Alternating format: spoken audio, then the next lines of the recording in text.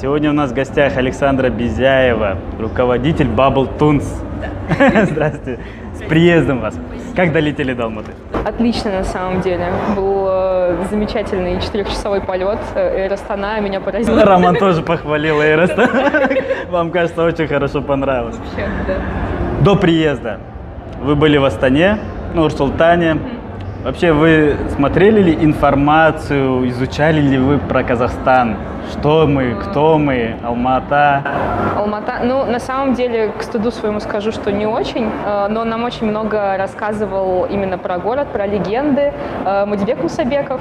Да, он же работает, он рисует для Бабла очень много комиксов, и мы очень хорошо общаемся, и он нам даже устраивал экскурсию по Нур-Султану небольшую, когда у нас был свободный вечер. А по Алмате? По Алмате еще не успели, к сожалению. Мы вчера прилетели и попали во все пробки. Я поняла, что у вас очень классный загруженный город. Ну, не то, что в Москве. Ну, это понятно. С этим сложно сравниться. Вы недавно закончили ВГИК. Да. Кто вы по образованию? Я режиссер анимационного кино и педагог. Еще и педагог. До этого вы в Бабле, в студии Bubble рисовали комиксы, да? Не рисовала, я работала редактором серии «Крутиксы». У нас выходила детская серия комиксов, то есть я редактировала сам комикс, писала всякие дополнительные материалы, там у нас были разные рубрики с интересными фактами, ну и некоторые сценарии тоже моего авторства, которые выходили. А сейчас Bubble Tunes чем занимается? Вы чем занимаетесь?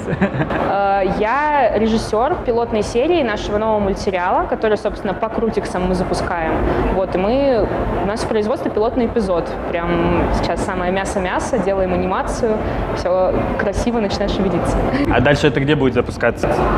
Сейчас пока мы планируем это выложить на общее обозрение в YouTube, такую первую серию, посмотреть, как примут люди, как оценит наша аудитория, получится ли найти какую-то новую, и потом мы будем пытаться его продвинуть на телеканалы. То есть мы, конечно, планируем захватить мир, вот это все. Интересно. А примерные телеканалы есть, которые запускают такие Да, мультфильмы? Именно в России. Да, в России. В России, да, есть телеканал «Карусель», у нас самый крупный федеральный, который именно, то есть там основной поток анимационного контента, который выходит, он показывается там. То есть это считается самым прибыльным и самым крупным телеканалом детским именно. Угу. А в команде вообще Bubble Tunes сколько людей? На данный момент у нас, мы недавно считались, нас 20 человек. И это именно производственная команда. То есть до этого, сейчас этап производства, до этого было предпроизводство, когда были включены еще другие художники, сценаристы, сторибордисты, раскадровщики. И если считать суммарно, я думаю, у нас к концу производства руку приложит примерно 50 человек к мультфильму. Кто попадает в команду? Какие люди? Да. В плане, как к нам попасть? Как к вам попасть? Нам можно отправить резюме, у нас есть своя почта, bubble@tunes,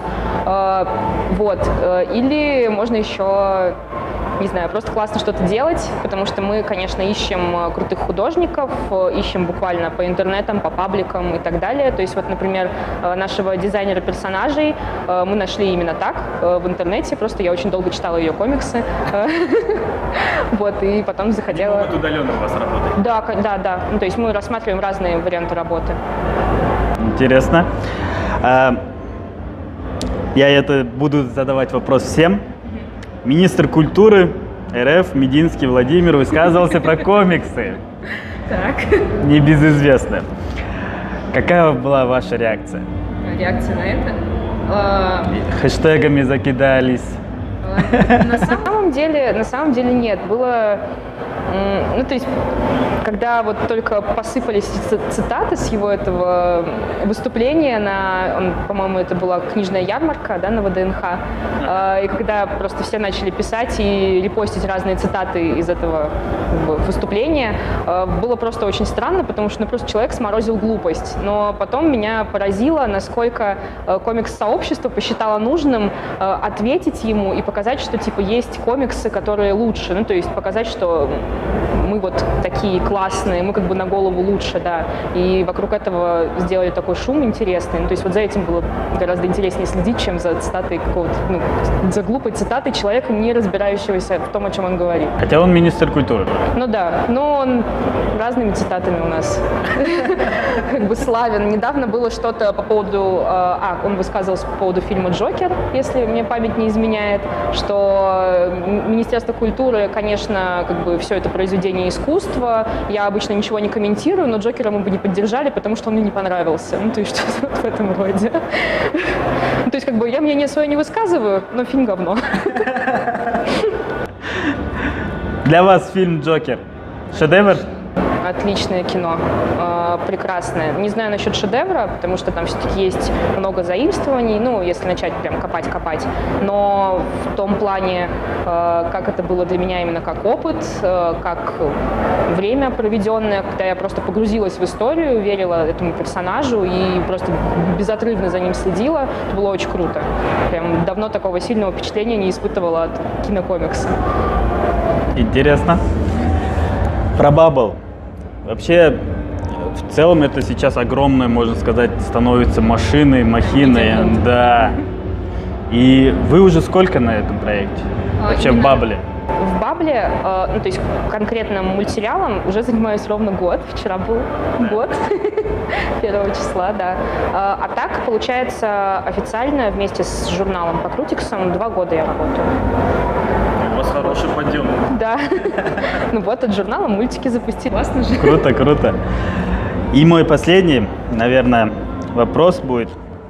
Это книга, комикс, либо фильм. Рекомендация от вас. Рекомендация? Любого времени фильм, любого времени литература. Прям книга, комикс или фильм. Ой, это очень сложно. Мне сейчас первое, что на ум пришло, это Хильда. Комиксы про Хильда и... В общем, комиксы про Хильду. И выходил еще мультсериал, который на Netflix, так и называется, Хильда. Очень здоровский. Но я, конечно же, про мультики сразу вспомню. Моментально. Вот, если какой-то фильм, тоже буду рекламировать страшно анимационный, который, наверное, уже все смотрели. Это «Человек-паук сквозь вселенные», поразительный, восхитительный. И короткометражный фильм из антологии «Любовь, смерть и роботы», который называется «Свидетель», я думаю, это переводится на русский, который недавно получил Эмми и сейчас идет прям прямой дорогой в Оскар. И он от того же, то есть художник, который отвечал за визуал и за режиссуру в «Свидетеле», он разрабатывал изначальное видение для «Человека-паука сквозь вселенные». Это очень здорово, что это такие пересекающиеся проекты. Так. Да. Спасибо большое вам за интервью. Вам спасибо.